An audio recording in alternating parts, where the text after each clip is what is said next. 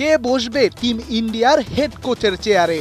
কার হাতে উঠবে ভারতের গুরু দায়িত্ব? কোটি টাকার প্রশ্ন, যার উত্তর মেলাতে দিশেহারা দেশটির ক্রিকেট বোর্ডও।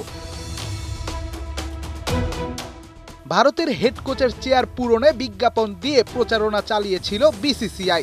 আবেদনের শেষ সময় ছিল ২৭শে মে। সময়ের হয়েছে সমাপ্তি, আর আবেদন করা ব্যক্তিদের দেখে ক্রিকেট বোর্ডের চক্ষু কপালে।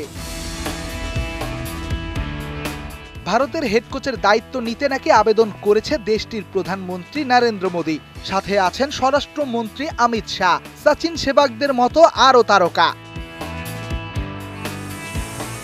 নিছকই কোনো গল্প নয়, ঘটনার সত্যতা মিলেছে হিন্দুস্তান টাইমসের আর্টিকেলে। প্রধান কোচের দায়িত্ব নিতে নাকি ৩,০০০-এরও বেশি মানুষ আবেদন করেছে। মোদী, অমিত শাহদের নামও আছে সে তালিকায়, যা দেখে রীতিমতো হুলস্থুল পড়ে গেছে ভারতের ক্রিকেট দুনিয়ায়। যদিও এমন ঘটনায় অবাক হয়নি দেশটির ক্রিকেট বোর্ডের কর্তারা। ভুয়া নামে আবেদন জমা পড়া নাকি তাদের নিয়মিত ঘটনা।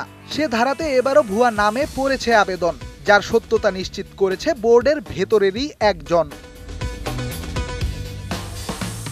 হেড কোচের দায়িত্ব দিতে পন্টিং সাঙ্গাকারার মতো তারকাদের দাঁড়ে দাঁড়ে ঘুরেছে ভারতের ক্রিকেট বোর্ড। তবে মিলেনি অ্যাটেনশন, নানা বাহানায় ফিরিয়ে দেয়া হয়েছে প্রস্তাব। উপায় না পেয়ে এখন দেশিদের উপরই পাখির চোখ থিঙ্ক ট্যাঙ্কারদের। গৌতম গম্ভীর, লক্ষ্মণরা আছেন প্রধান কোচের সেই রেসে। রেদওয়ান শাওন, ৭১।